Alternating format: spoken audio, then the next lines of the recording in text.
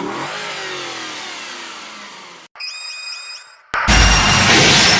a Kamen Rider! What's up, Toku fans? Today we're going to be talking about Kamen Rider X8 Episode 2. This is where Kamen Rider Brave makes his first appearance, and we find out a little bit more information about the riders themselves. Let's give it a go. So, taking off from the last episode, Emu has become Kamen Rider X8 and is now in charge of getting rid of the Bugster virus. Asuna, aka Poppy Pico, explains that she is a navigator for the riders and alerts them whenever a virus is detected. And so here comes in Hiro. Already by his presence, you can tell he's very proud and self-entitled, and he also happens to be the director's son, which could explain him being a surgeon and also knowing about the rider program. He's referred to as a genius surgeon and was working in America for some time. And since he's back, he doesn't see Emu at all as a necessity. He feels that one rider is enough. But it also raises a question how long this virus has been going on for, and exactly how long he's been in this program. And being the secondary rider of the series, you can already assume that he's gonna be what I like to call the dick. But out of nowhere, a virus has been detected, so they go off on their own to check it out. And it's actually kind of funny how Emu is being chauffeured around while Asuna is taking the wheel. It's a change of pace. Once there, they find a man on the floor in pain while his girlfriend is crying out for help.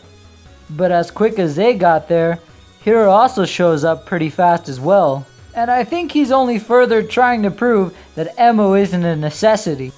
He's even too stuck up to put the belt on himself. I'm really not liking his character so far. So his game is Tattle Quest, an RPG making the area drop chests with power-up.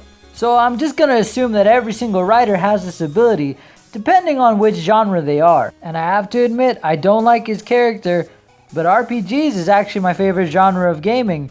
So I guess I do have to root for him somehow. So the virus becomes its first form, and Hiro transforms into Kamen Rider Brave. I must say, I love his design, the night motif with the color scheme of sky blue. Very nice. He's equipped with a basic sword and a shield and commences to storm the Bugster's castle wall. Then Emu tries to step in and transforms into Kamen Rider X8, then tries going to level 2 straight away, but Asuna informs him that he needs to kill the virus in level 1 first. But the gamer that Emu is tries to inform Asuna that playing at a higher level gives you the advantage straight away, but she simply tells him that that's not the process here. So already we're establishing that there's rules to how this is supposed to be done, and giving a reason why the riders just can't enter their level 2 forms whenever they please. Hiro even adding on that that's why Emu is just an intern, further scolding him. Already we see a difference on how Emu sees this as a game, but Hiro just sees this as another form of operation. Emu is very rash, and he likes to strike first, but Hiro likes to plan things out step by step, doing it in a surgeon's process. I almost feel like due to his reputation, there's a certain standard that he has to live up to. Brave cuts the Bugster to pieces, while X8 saves a man from falling to his death. Already we see how Hiro doesn't care about his patients, just wanting to get the job done. He shows no concern for their well-being.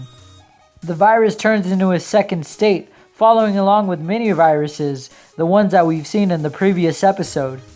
And why do their heads look like turkeys? I don't know, because games. So the riders are about to enter their level 2 state when Kamen Rider Genmu appears. At this point, we don't know anything about him yet, from his identity to why he looks so much like X8. Not even Emu questions this. So either way, he mops the floor with them and letting the virus get away. And I gotta say, so far, he's a total badass. And the mystery really helps you in wanting to know more about him. We see the strange man yet again from the end of the last episode, but his motives will become clear later on. So Asuna explains that defeating the Bugster in the first stage doesn't completely separate the victim, and unless the level 2 form can be defeated, the patient will disappear, further completing the virus's transformation. Hiro later asks who the rider they encountered was, but not even Asuna knows. But he even holds off on finding the Bugster to eat some cake. So while he's taking this break, he further explains that he has no need to care for his patients, only the fact that he fixes them. No more, no less. Naturally, this stirs Emu up so much that he even goes to the point of calling Hiro a fraud. The man explains that he started getting sick and stressed out when his girlfriend wasn't sure about wanting to get married or not. Trust me, I can relate when a woman is hesitant about that decision. So Emu finds her and tries to convince her otherwise, but then the Bugster finds them and stirs up some trouble. So I don't know if the fact that the Bugster is a paladin because they wanted to go with the whole motif of Brave being a knight, or if they wanted to throw in a wizard reference, but either way, his powers look pretty reminiscent to him, and it's cool. So he uses his magic powers to hold the lady hostage, but Emu ain't having none of that. So he transforms into X8 again, but he threatens if he goes into his level 2 state, he'll kill her right away. Then comes in Hiro, and he uses the power of not giving a shit to fizzle down the situation. And even more evidence in showing that he just does not care for anybody but himself. So this is the first time that we're ever seeing his level 2 state, and I gotta say, I just really don't like his character so far, but damn that looks cool. So Emu decides not to be an idiot and actually opens up one of the power chests using a power-up to try and save the girl. But the Bugster gets stopped in his attack because Hiro finds his magic sword that just really came out of nowhere that turns into his main weapon. Which begs another question. Out of all these years, because we do get the hint that he's been a rider for a long time already, are you telling me that sword has never popped up before? So either way, Emu just says screw it, you already did it too, so goes to his level 2 state and starts beating all the mini busters until all they got left to deal with is the main paladin Bugster. And I guess you can say that they did use some kind of teamwork to finish off the main enemy this episode, but it just also seems like Hiro would have just cut his head off if he didn't bend over. So hooray for teamwork! What? Well, it's not gonna get any better than that, so I'm counting. So anyway, the Bugster is defeated and the guy's fine, and I guess they're off to go get married. Which would be kinda awkward if they didn't get an invitation, I'm just being honest. So Emu kinda hints that he's gonna work with Hiro as best as he can. And I gotta say, you're kinda winning me over, Hiro, with this little funny bit. I don't know, I just really like it when a writer has a quirk. Here's when we see Tiga. And trust me, we're gonna know a lot about him this upcoming episode. He's gonna be a real issue.